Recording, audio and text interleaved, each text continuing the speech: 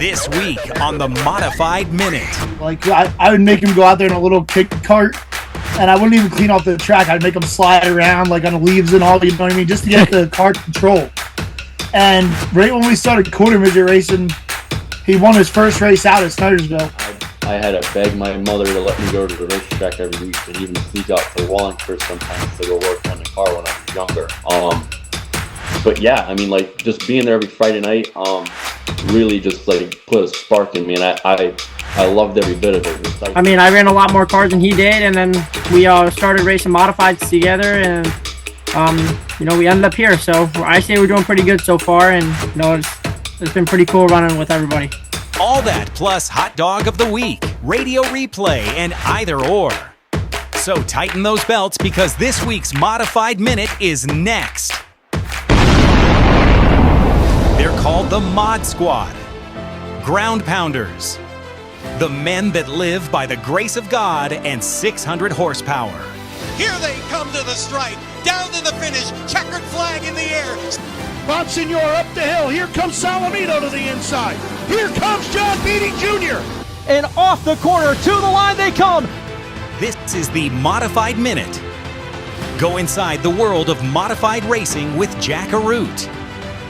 Modified Minute is brought to you by Waddell Communications, the official trackside radio supplier for the Mod Squad, by Midstate Site Development, safety, knowledge, and innovation, by Wheeler's Auto Services, the finest in top-level service of premier automobile makes and models, by Hummel Brothers Quality Meats, 100% quality since 1933, by Riverhead Building Supply, build smarter, build better, by New England Racing Fuels, New England's authorized distributor of Sunoco fuels and products, and by Ferguson Contractors, building excellence since 1925.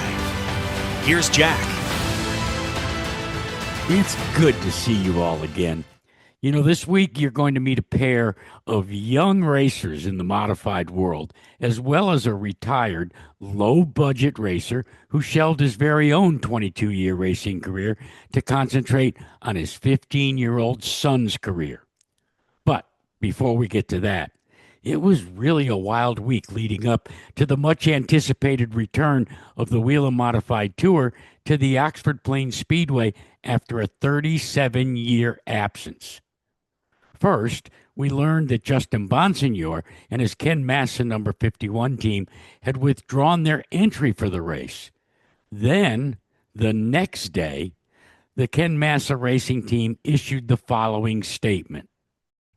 We would like to let our Kenneth Massa Motorsports fans know that we have decided to miss the next two NASCAR Whelen Modified Tour races at Oxford, May 2nd, and Seekonk, May 16th. We will take this time to continue to invest in our program and come back stronger. The decision to not compete in these two events is not related to health. We look forward to returning to the NASCAR Modified Tour, racing at our home track, Riverhead Raceway, on Saturday, May 30th. Then, on Friday, NASCAR officially postponed the race at Oxford due to a forecast of rain and cold weather. That having been said, there were modified races over the weekend. Riverhead and Waterford opened their 26 campaigns, and we have results from those two tracks. So what do you think? Let's get you up to speed. Time to get you up to speed in the modified world. Up to Speed is brought to you by Midstate Site Development. Midstate. Safety, knowledge, and innovation. Morning rains delayed things at the Waterford Speed Bowl for their season-opening blast-off, but eventually the skies cleared and the SK Lights took to the track for their 30-lapper. Kevin Davis brought the field to the green, and he was the early leader. But then chaos ensued around lap 10 that involved 8 of the SK Lights. Once the track was cleared, Brent Gagne and Davis brought the field down for the restart. Davis took the lead and went on to win the feature. Vinny Rapocchio and Will Anderson completed the SK Light podium. How tough was it with all those delays to pick up the win? Yeah, it was really tough, especially getting pushed back to third there. I was a little disappointed, but I kept my mind up and knew I had to just stay with it.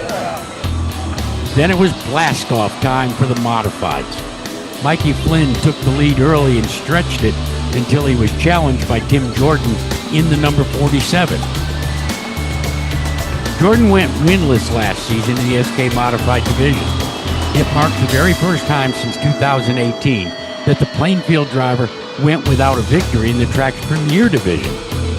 It turned out to be Jordan's 18th win at the Shoreline Oval. Mikey Flynn held on to finish second, and Todd Owen finished in third. Really good car there, and thankfully it translated to tonight. We got a really good run. Just worked really hard for this, all my guys. Just across Long Island Sound, Riverhead Raceway kicked off their 2026 season. First up, their crate modifieds. Green flag is out. We're underway for the Crate Modified feature event. DeSantis all over the back of that 9 of Michael Berner, looking to try to take over the race lead. DeSantis is there. He gives a shot to Berner. Berner gets loose. Here comes AJ DeSantis. Put the 27s to the top of the board. Into 3 and 4. It's going to be AJ DeSantis winning on opening night in the Crate Modifieds. I got that lead, it seemed like this car just wanted to go. I totally got the white flag there and came to the checkered, but thankfully this thing is dialed. I've gotten so much better with my restarts, and we're able to hold it down. Then it was time for the Tour Type Modifieds to tackle the bull ring for 50 laps. These are the NASCAR Tour Type Modified. Turbish and Stewart lead us down into the Newsday Go Zone. Green flag is out. A big slide there out of Roger Turbish. He's slow to get away. Mark Stewart takes off in the race lead. Timmy Salamito to the bottom of the racetrack. Salamito already looking to take advantage of that slip up. Now looking to the inside of Stewart for the race lead. From first to last, Roger Turbish. Don't know if he missed the shift or not, but up front, the natural Timmy Salamito, fan favorite, side by side down the front straightaway with Mark Stewart. The natural and the real deal, wheel to wheel. Timmy Salamito slowly starting to eke out the advantage. He leads that lap over Stewart for the first time. Up front, the natural Timmy Salamito, fan favorite, side by side down the front straightaway with Mark Stewart. The natural and the real deal, wheel to wheel. Salamito clears there, going down into turn 1. New leader Timmy Salamito. Advantage through 3 and 4 for the final time, and out of turn 4. The natural gets it done on opening night. Yeah, I mean, I didn't really race towards the end of last year here, so just wanted to come back here tonight and make sure we still had it. So we had a good car. My brother Sean gave me a great piece. We got a lot of helping hands on this car this year, and tonight it showed. And now you're totally up to speed. With the Oxford postponement, all of the regional modified series sat idle. So all the standings remain the same as last week. Let's take a look at the chases for the championships. With the Oxford postponement, all of the regional modified series sat idle. So all the standings remain the same as last week. That leaves Stephen Kopsik leading defending champ, Austin Beers by just 7 points. Next up for the modifieds of NASCAR is the Seekonk Speedway on May 16th. The Race of Champions Series is at the Shangri-La Speedway this weekend. Matt Hirschman is at the top of the standings with Paulie Hartwig, the third, just 10 points behind. In the Monaco Tri-Track Series, John McKennedy holds a 5-point margin over Michael Christopher Jr. Their next race is at the New London Waterford Speed Bowl at the end of the month on May 23rd. With his third consecutive win of the season, Danny Bone retains the top spot in the Smart Modified standings. The Smart Tour has a break now until May 29th when they race at the Franklin County Speedway. The MRS Series heads to the Lee USA Speedway on June 12th. The Rufrano family has been winning races for a very, very long time. First with 59 victories when they teamed up with Keith Rocco, and now with his son named Marcello Rufrano. The pride of Italy, as he's called, is our focus of this week's SK Soundings. This is SK Soundings. News from the SK Light, and 602 Modified World. Brought to you by Wheeler's Auto Services. The finest in top-level service of premier automobile makes and models. Specializing in European, Japanese, and domestic vehicles. Well, he's considered one of the young guns at the Stafford Motor Speedway, in fact, in all of modified racing. And he joins me here for the SK Soundings in the Modified Minute. It's Marcello Rufrano. Marcello, welcome to the Modified Minute. How you been? I was waiting for this moment. It's good to see Yeah, you. I bet. Look, I want to go back in time a little bit because you were knocking around the Stafford Speedway while your dad was fielding cars for Keith Rocco, and then you became his teammate. You started, I believe, out in the Dare stocks. Was it your goal to always move up to modifieds? Well, as a kid, I always wanted to be involved with racing. I was kind of a pest growing up around my dad, being around race cars. And, well, that's not what your dad told me. He didn't call you a pest. Okay. I was a real pest, and I had to beg my mother to let me go to the racetrack every week, and even sneak out to Wallingford sometimes to go work on the car when I was younger. But yeah, I mean, like, just being there every Friday night, really just like put a spark in me, and I loved every bit of it. The sights, the smells, and even the competition. That's what I really wanted to get into. And when I eventually got that shot on Monday nights to go out and do it, I got bit by the bug, as they say, and that was the end of it. And yeah, I mean, ultimately, I wanted to start racing a Friday night division, and then eventually, yeah, get into a modified. But I got to walk before I crawl, even though I didn't want to at times. Well, as I say, you eventually, after being in the Monday night karting series, and then moving up to the Dare stocks, and then of course to the SK Lights, you got your shot. But what was interesting is you were also competing in some of the Tour Open races, the Open Modified Tour races, and believe it or not, your first win came there instead of in the SKs. Yeah, I mean, that just SK racing, as you know, is cutthroat, and open modified racing kind of was at a slower pace to me. I slowed the race down a lot with it being more laps, and you had a softer tire, so you actually had to manage your race. And to me, I don't know why, it just seemed like that clicked a lot easier for me. And when I first started out SK racing, I mean, I started racing against like Ted and Rowan and all them guys, and that was a real culture shock. Even Priest at the time. We did well at Thompson. We started at Thompson, actually got my first win over there. And then when we transitioned over to Stafford, there were just a lot of things I had to, drink in before I could really understand just how difficult it is to race against everybody that can win on a Friday night. And more or less, it was just we had to really get a grasp on the car too. There was a lot we needed to learn, that what I liked. We knew what Keith liked, but as far as what I liked in a race car, that took a little while. But yeah, open modified, we got that figured out pretty quick, I guess. We got that win. That was really something special just to be able to do that. And again, racing against like toughest guys in the Northeast doing that is pretty cool. Let me ask you though, you said that you wanted different things than Keith when you were his teammate. How long did it take you to be able to articulate that enough to where the crew, led by your pops, could actually make the difference in adjustments between the two of you? Yeah, so it really did bother me that it took so long to get it figured out. But once it did, I mean, any type of experience you can get, any type of seat time you can get is beneficial to you. And thankfully, throughout the entirety of my racing career, I've been just about through every type of setup, shock, spring, you name it. I felt it all, and throughout I just heard this stat yesterday. The 8 years I've been running SKs, you learn a lot what you like and what you don't like. So yeah, between that and just general, like, keeping up with the racetrack and what the tire gives you every year, because that changes too. As much as people don't say it does, it does. I mean, you could feel it in the seat, and you could. And I always like to test it too between last year's tires and this year's tires, and that kind of gives you a good mindset of which direction to go. But again, that took time. That took years. That's just working with a bunch of different minds within, Ryan Stone and Jimmy Fuller, Keith, Jeff, even recently with Bear. Unfortunately, he passed away a couple years ago, and then Dash Vitova. I worked with a lot of great minds in the sport. Spent a lot of time picking their brains and learning how they attack a race car, and I just kind of put that into my own now. I kind of feel like between me and my dad, we got a pretty good grasp on everything that we can do, and that's kind of propelled us in what we are now.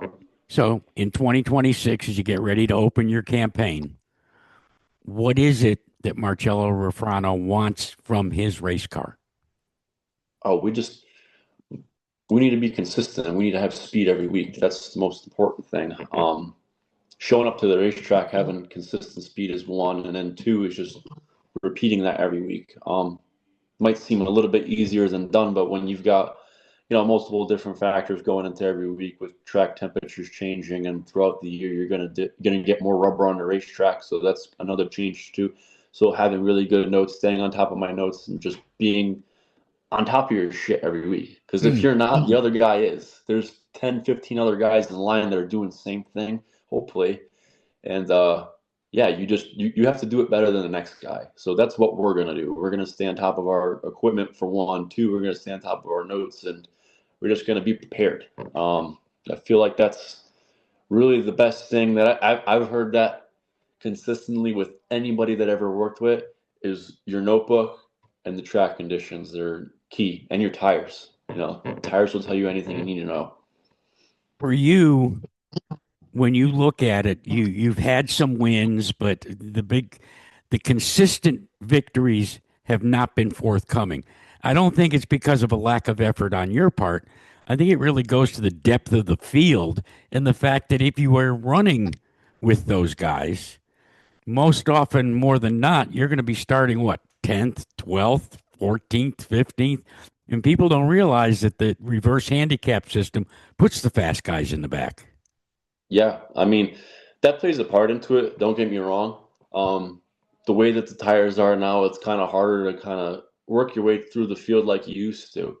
But even me and my father were just talking about this. If you have a car that you could start 10th with and drive to the front and have speed with, that's what we want. And it's accomplishable. There's definitely been times last year we've had a car that can do that. But that's just another thing, like I was saying before. We'd have a smashing car one week, we kill the field with it, and then the next week we show up and we're missing something. So I feel like that's more or less just us not staying on top of stuff as far as what the track has given us that weekend. That's what we want to be better with, and that's what I explained to him. Just like, we need to stay on top of this, because that's the most important thing. Because trust me, it bothers me. You could have a win one week, and then you show up the next week, you got to start 10th, 12th, 13th, 14th, whatever the fact is, and you got the same tires as everybody else, and every dot ain't crossed, every T ain't dashed. I mean, you're gonna have yourself a fight, because the difference between 1st and 15th is sometimes a 10th to a 10th and a half, and a 10th and a half, that's nothing. So, who's the keeper of the notebook on your team? Me. Yeah. Between me and my dad, I like to mess around, but it's a joint effort between me and my father. We really decide. I mean, we do butt heads a lot. When he's doing one thing, I'm supposed to be doing another. So like, if he's the one making the notes, I'm the one that's making the measurements. Like, hey, you give me a hard 3/8 here, or give me a soft half here. That's like chassis stuff. For at the track when I'm doing tires. He's doing all the notes for me while I'm out, when I'm inside the car, and then when I'm outside the car, I'm measuring all the tires, doing all that. So we work together.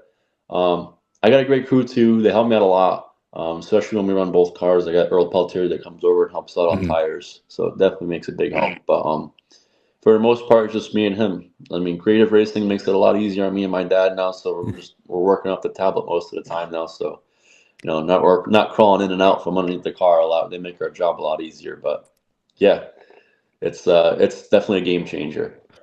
What are your goals for 2026? Win. winning anything. We want to be up front every week. That's the ultimate goal. I want to be a contender every week. I want to be talked about. Like that's the most important thing, is just running good every week.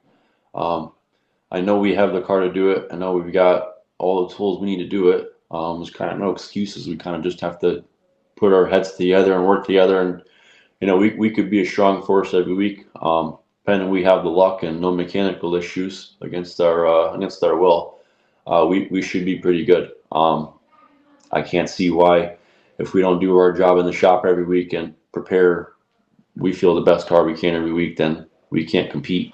It all starts this week, right? I must ask you, Ben Dodge, who is probably a Hall of Famer, we all know him, and a great announcer. He tagged you as a little guy, and I'm quoting, the pride of Italy. Okay, and it's because of the Italian heritage in the Rufrano family. But I tried to campaign on your behalf to call you the Italian Stallion. Now I'm going to put you on the spot. If you have to pick between Ben's nickname and my nickname, which are you going for? That's a hat toss, because they're both well known now. That's the problem. I think, I'll be honest with you, the pride of Italy took a little bit for me to get used to, and a lot of people do jab at me about it.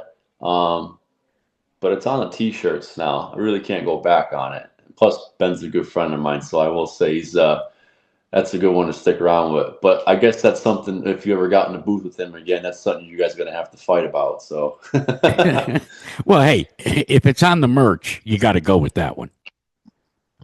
Got to go with it. Yeah. The Pride of Italy sells right now. Exactly. It's a hot item. Listen, we wish you the best of luck in your 2026 campaign and appreciate you subjecting yourself to sitting down with me here on the Modified Minute.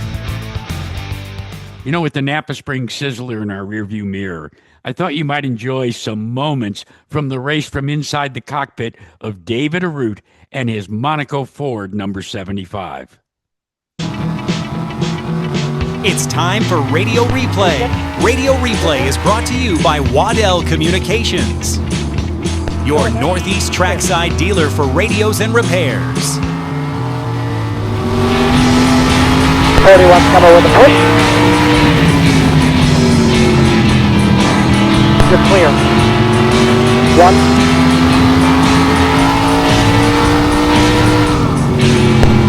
Still there.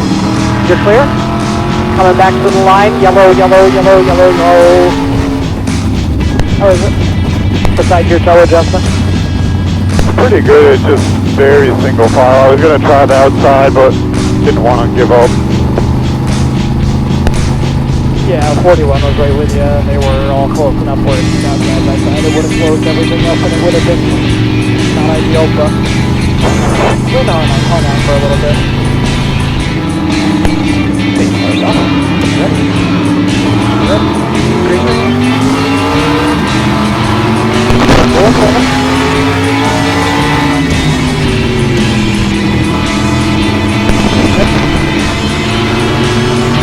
Keep rolling hard. We got him wrecking in 4 with yellow, yellow, yellow, yellow.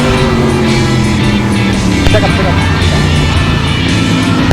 Okay, cars up. Be ready. Be ready.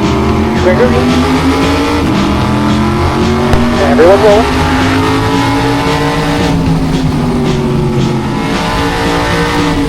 Got the 23 following the 71 and then a hole. Clear.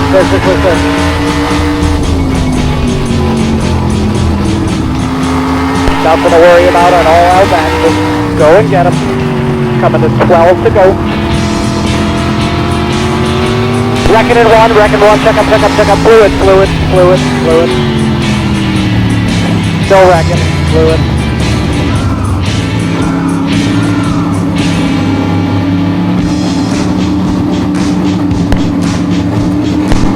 Pace cars off, ready? Ready. Everyone rolling.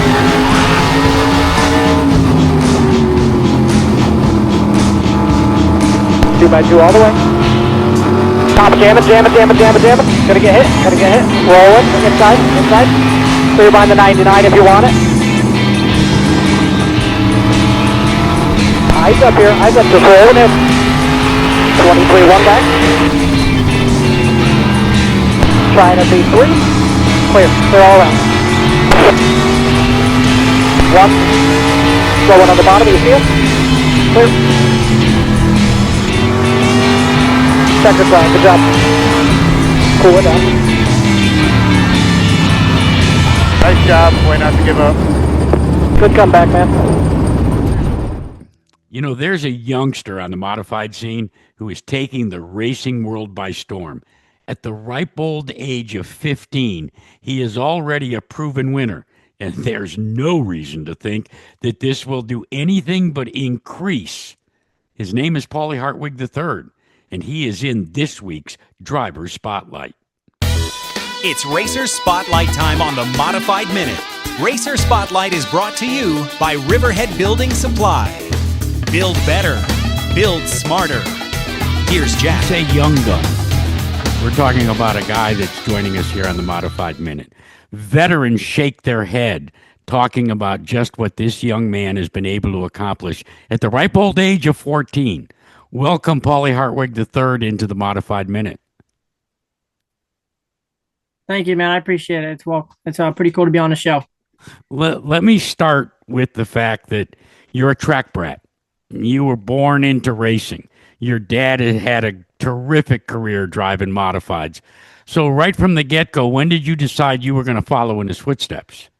I followed, I just started working my ranks up from running go-karts, and I worked over the quarter midgets, and then just followed him in his footsteps. And I mean, I ran a lot more cars than he did, and then we started racing modifieds together, and we ended up here. So I say we're doing pretty good so far, and it's been pretty cool running with everybody. That had to be pretty cool running against your pops too. Yeah, ever since I raced with him, I beat him. But only one race that he beat me when I wrecked. So that's the only time he's got me beat. I lapped him at Wilkesboro 4 years ago, and then he had to pull off the next night at North Wilkesboro, and he wanted to watch the last couple laps. So it was pretty cool racing with him. I won. I wish he was a lot more better so we can run side by side. But do you rub it in now and again? Do you remind him that you were faster and better? Yeah, he always. I always do it all the time, and he just gets mad at me all the time.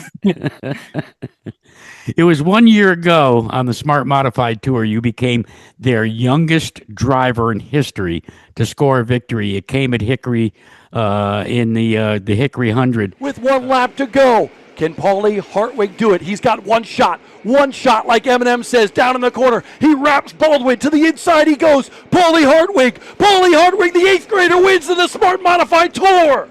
Holy moly! And all of a sudden, you were a phenom that everybody was talking about. Were you aware of what that did for your cred?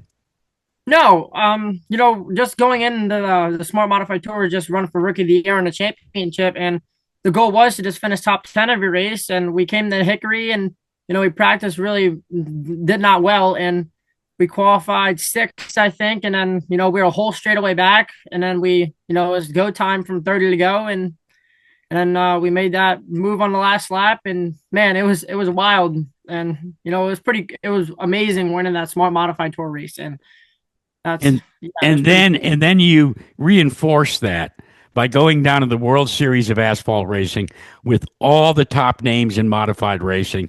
And on the first night out of a tour-type modified event, you end up being victorious. Final time down the backstretch. Hartwig stretching the advantage even more. He's clean into turns 3 and 4. Paulie Hartwig about to make some history of his own. Hartwig wins it here at New Smyrna. You couldn't race in the Whelen Modified Tour because you weren't old enough. But what was that victory like in those little bit higher powered race cars? Yeah, I started on Sunday with practice, and I was like, man, we're flying down these straightaways, and we're drafting everybody crazy. And I don't really know how to draft yet, which is I have to start learning that, and just pulling out a line at the last second, which that's what you had to learn about, was all learn about New Smyrna. And winding up on the front row with Ron Silk with 10 to go was, I was nervous. And my dad was just trying to, cheer me up. And I knew, I was like, man, this guy's going to smoke us. And we lit him up on the restart and we won. That was pretty cool for the first night. And then we didn't have the rest of the best results that we needed for the rest of the week, but it is what it is. You're not always going to have a perfect race every time.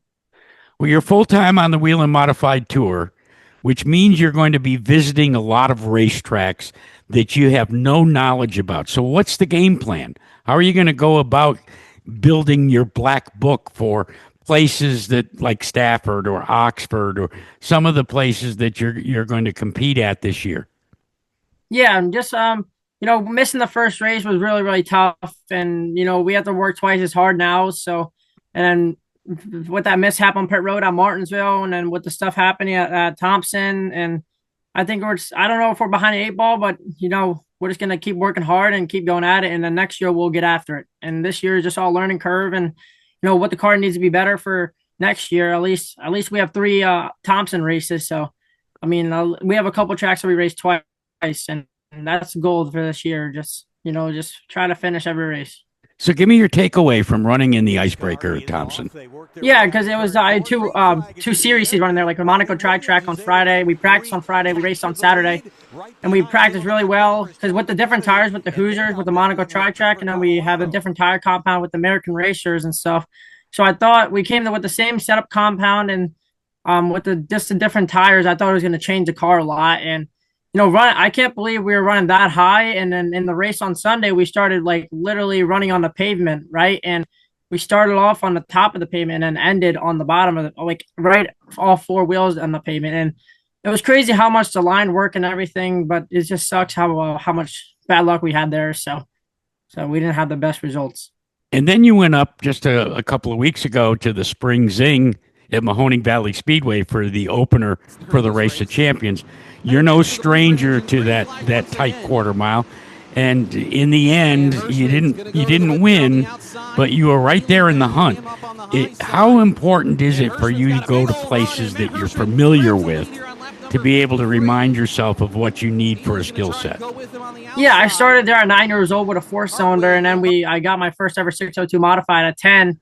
And I ran second to Donnie Wagner, and it's being there. I don't really like that place, but I really go around that place really well. And, finishing second from Hirschman is pretty cool. Just me and Austin Beers, I think, just went hard too early and I just burned my right front up and I was so tight the whole race. And then when Hirschman got me, he just blew around me like I was standing still. So, I mean, his car was really set up for that track and he's been a layer there for a lot of years. And, running second to him, and we have 2 wins with a tour. I think 1 win with a tour mod, and we have 1 win with a tour barrel there. So it's pretty cool winning there, and being close. At least we didn't finish. Last time we ran there, I was leading, and I dropped all the way back to 10th. So at least that didn't happen. And with the year we had, thank God we run up with that runner-up finish second. There was the moment after the race, and I thought it belied just how well brought up you've been into what's racing etiquette and appreciating the hard work of others. When you went to victory lane and you congratulated the guy that just whipped you, and that, of course, is Matt Hirschman. I would assume that value system came from your dad. Yeah, when he beat him at Evergreen Raceway, and he raced him a lot, and Matt, he's really good, and just from doing that, he's like, just treat him like you're racing everybody else. And that's how I treat it. Like we're racing everybody else. So, I mean, he's definitely a lot more harder than everybody else, but, it's pretty cool just running second to him. And I wish we had a little bit looser setup that we could have been there. I want to go back to New Smyrna in 2025. It was your dad. He finished second in his last race and he announced formally his retirement. I've been racing for 22 years, and this is my last week. Is this an official retirement announcement from you? Yes. I got to focus on my kid. How did you feel when he made that announcement? After finishing second, after spotting him, and when I came down to victory lane, he started crying. I was like, what's wrong? He's like, I'm done. He said, I'm going to focus on you. And I said, don't do it. He's like, I got to. And he's like, like he said, he thinks I'm a really good kid, and he's not wasting any time, right? And if he wants to race, he can race. I don't mind. And it's pretty cool for him doing that. Well, it's good to have you pretty cool chasing all these modified tour type races, and we wish you and your dad the very best as you pursue Rookie of the Year in the Whelen Modified Tour. Thanks so much for joining us, Paulie. It's now time to reveal this week's Modified Minute Hot Dog of the Week. Someone who stood above the rest. Brought to you by Hummel Brothers, Quality Meats. The top dog in modified racing.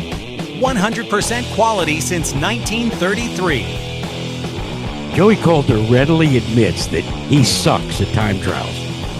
And that was the case last weekend at the Mod Squad Nationals. Not a noted qualifier by his own doing. He's got to stand on the gas to get a little bit quicker and lock himself into the top 8 here. And he's not going to do it. That disappointing time trial ended up putting Joey Coulter in the inside of the last row. By lap 10, though, Joey had already raced into 8th place.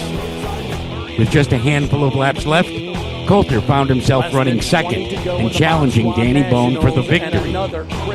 But it was a spin by Will Lambrose that created a green-white checkered scenario. At final lap, coming to the line, Ryan Newman edged him out for second.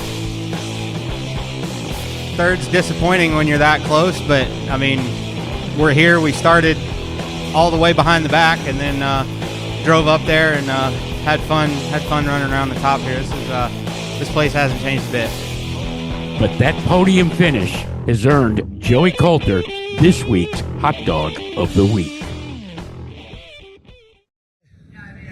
I've been racing for 22 years, and this is my last week. I gotta focus on my kid. He's just too good for me to waste any time. That's the way a father 1 year ago decided to hang up his own helmet to devote his time to his young son's racing career. Let's meet Paul Hartwig Jr. in this week's Crew Call. Time to drop in at the race shop and get the inside dope from the guys who twist the wrenches. It's Crew Call. Brought to you by Ferguson Contractors. Building excellence since 1925. He went from turning left to turning wrenches for his son, Paulie Hartwig III. We're talking about Paul Hartwig Jr., who joins us now on the Modified Minute. Paul, you had a pretty good career in modified racing. When did you know that Paulie had the it factor? Right away in the backyard, honestly. Like I would make him go out there in a little kid cart, and I wouldn't even clean off the track. I'd make him slide around like on the leaves and all, you know what I mean, just to get the car control. And right when we started quarter midget racing, he won his first race out at Snydersville, and it just clicked right away. You know what I mean? Like he won over 150 quarter midget races in less than 4 years, and like 3 national titles and a bunch of regional titles and a bunch of home track titles within the first 4 years. And then as he began to climb the ladder, he kept setting records. He became the youngest driver ever to win a tour-type modified event when at 11 he won at North Wilkesboro. And then he becomes the youngest driver ever to win a Smart Tour event when he captured the Hickory 100 1 year ago. When I was interviewing him, the chuckle that I got from him is when he raced against you, he was quick to remind me that outside of one time when he failed to finish because of mechanical problems, he consistently beat you. Correct. He lapped me at North Wilkesboro when he won there at 11 years old. How'd that make you feel? I parked the car and got out and watched him, honestly. What do you think makes him What do you think makes him so good, Paul? So I messed up enough myself to be very, very hard on him through his career. And I groomed him right. And I didn't let him do any dumb stuff or he wouldn't be driving. You know what I mean? Like I was very, very hard on him that I'm surprised he made it this far, honestly. Like I never let him get out. Like I always told him from the first day, if you wreck this, we're taking weeks off because I can't afford to fix it because we're low budget. I have a lot of race cars, yes, but I have no social security. I have no 401k. I'm a self-employer. Like every dollar we have is sitting in the garage. That's it. There's no extra money. I got maybe $5,000 in my bank account. That's it. And yet you're going up against some well-heeled teams, especially now that you've decided to expand beyond the Smart Modified Tour and tackle the Whelen Modified Tour. Is it a true David and Goliath story? As a small team, I thought it was the right thing to do because of the purse now. If the purse structure wasn't so good, yeah, you got to buy a couple NASCAR licenses at the beginning of the year. But after that, it's way cheaper to run the Whelen Tour than it is to try to run like the Smart Tour or the ROC that only pays $400 to take the green. And you still need 9 tires at every race because you need 4 practice tires no matter where you go. And I wonder what your feelings were when he took that checkered flag in that tour race. Paulie Hartwig about to make some history of his own. Hartwig wins it here at New Smyrna. 14-year-old Paulie Hartwig III in his first World Series start. How did that make you feel as a father? It made me a proud dad to show that the statement was there, that there was no reason why he shouldn't have been able to go 14. What's next for you? You just going to follow his career? Well, I guess I'll let the cat out of the bag now. I'm coming out of retirement. I'm going to Wall Stadium. Oh, man. You couldn't resist, could you? Well, the previous management at our local short track has had me banned for 13 years. So I've never got to race a modified at home, and it's time. Well, we wish you the very best of luck when it comes to that, my friend. I mean, that's a tough little racetrack, worn out as it is. Yeah, like I said, the only reason why I'm doing it is because I haven't been able to race there in 13 years, and I myself have never got to race a modified there yet. So now that we have new management, I think Pete and Freddie Archer are going to do the right things this year. And just like Stafford, Stafford's very upbeat. It's like you feel welcome when you go to like there, Thompson, stuff like that. And I think that's going to be the new Wall Stadium now. I think everyone's going to feel welcomed. So we're going to run there. I'm only going to run about 4 or 5 times this year just to get my feet back wet and just to say I raced at home. The main focus is the Whelen Modified Tour for Paulie. And he can only run 602s at home is what kind of stinks. Yeah. But the state of New Jersey is a little tough in most places. But if there's a touring series that comes to New Jersey, then we can run modified. It's kind of like a gray area. It's got to be like a touring series, and then you can run modifieds in New Jersey at 15. So when you're atop the pit box and, you're watching him out there in the Whelen Modified Tour, what's the conversation like? Does he give you good feedback? Are you able to make solid decisions based upon what he's telling you? So Bobby Geiger makes the decisions, honestly. Yeah. He's our crew chief for the last 4 years. And my job is to get the car ready and get the car to the track, mount all the tires, and he does the rest of it. Yeah, but your job is also to keep the kid under control. And as you said, you followed him since he was a little tyke out in the backyard. So I've got to think every now and again you interrupt that radio. Yeah. Like when he starts to use the bumper, I'll get on the radio and be like, no bumper, because I know you're better than that. Like once in a while, I just got to remind him, no bumper, set him up and pass him. You don't need to be like that. You know what I mean? But he never really, if the kid's been through 10 bumpers in 5 years, that's a lot. Wow. Hey, Paul, it's a real treat to get to know you. Can't wait for you to come up north here again, and we'll see you at Stafford and some of the Monaco Modified tri-track races. And I tell you what, I'm a big fan of Paulie's. I think he's got a bright future ahead of him.